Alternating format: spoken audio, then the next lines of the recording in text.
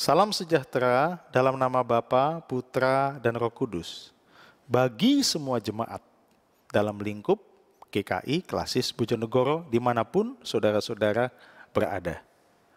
Mari kita tetap mempertahankan kehidupan. Mari kita tetap hidup. Mari kita memelihara kehidupan yang Tuhan anugerahkan ini. Karena hidup ini adalah pemberian Tuhan, perlu dijaga, perlu dirawat untuk menghasilkan buah.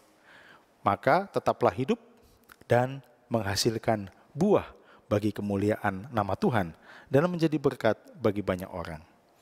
Pada kesempatan ini saya mau membagikan satu ayat firman Tuhan dari 1 Korintus 4 ayat yang ke-20. Demikian firman Tuhan. Sebab kerajaan Allah bukan terdiri dari perkataan, tetapi dari kuasa.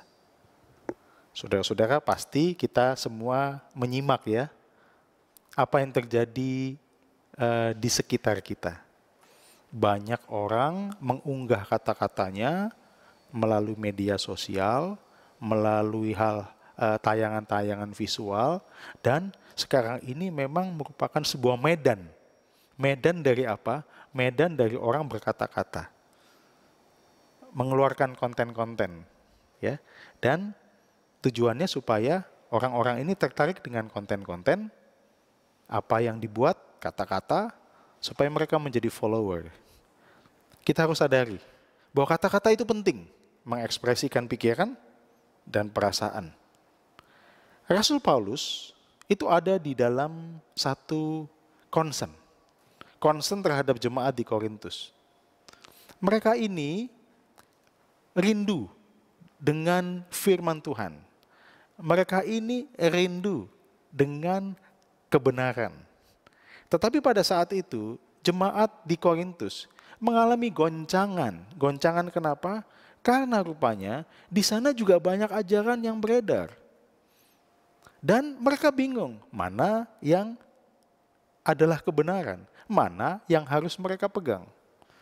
Rasul Paulus concern terhadap kondisi itu. Di tengah-tengah goncangan hidup, di tengah-tengah kebingungan, tentu mereka membutuhkan satu kebenaran yang bisa dipegang oleh mereka supaya mereka tidak bimbang. Saudara-saudara sekalian, ayat-ayat yang saudara baca, kalau saudara membaca pasal sebelumnya dan pasal sesudahnya, mereka ada di dalam satu perpecahan.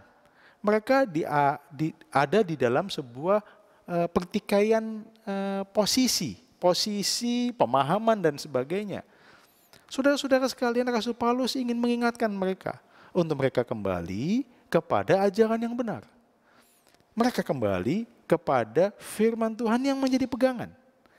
Oleh karena itu saudara-saudara, Rasul Paulus ingin menegaskan, ini yang penting bukan perkataan begitu loh. Karena gini, pada saat itu banyak orang hadir di Korintus itu dengan kata-kata yang kelihatannya bijaksana. Kata-kata yang membius, kata-kata yang menyenangkan hati, kata-kata yang membuat hati tentrem. Tetapi saudara-saudara sekalian, kata-kata itu sebenarnya membawa mereka kepada ketidakbenaran. Rasul Paulus mengingatkan ini.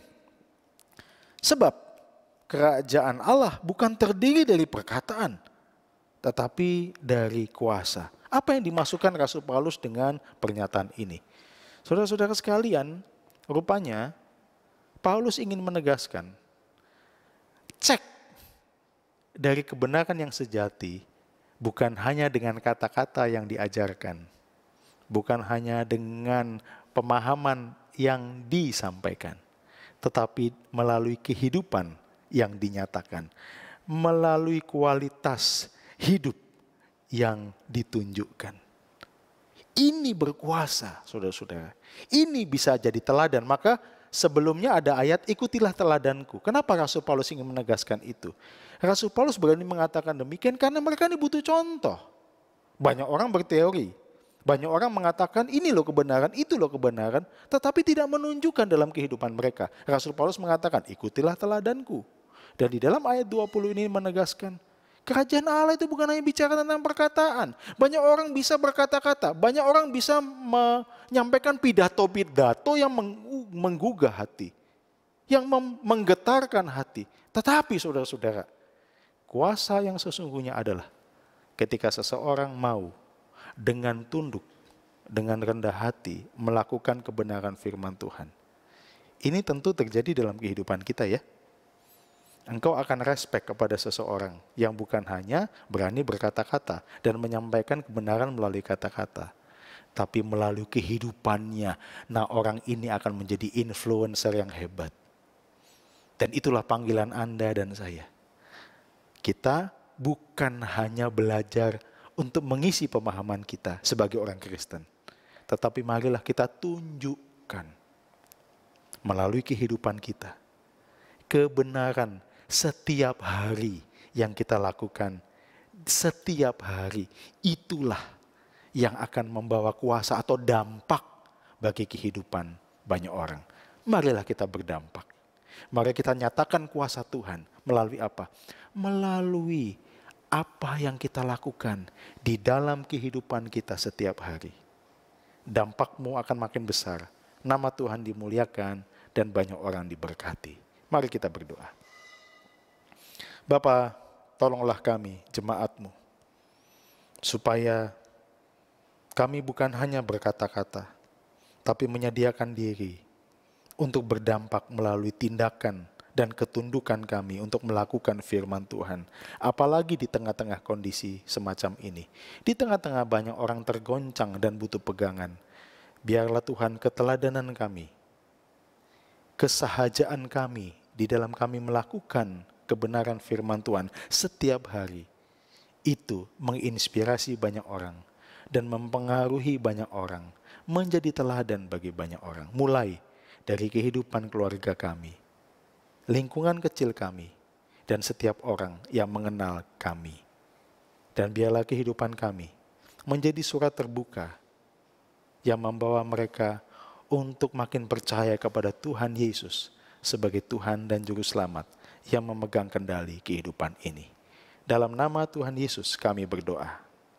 Amin. Kiranya Tuhan memberkati perjalanan kehidupan saudara dan saya. Badai pasti berlalu dan Tuhan ada di tengah-tengah badai hidup kita. Amin.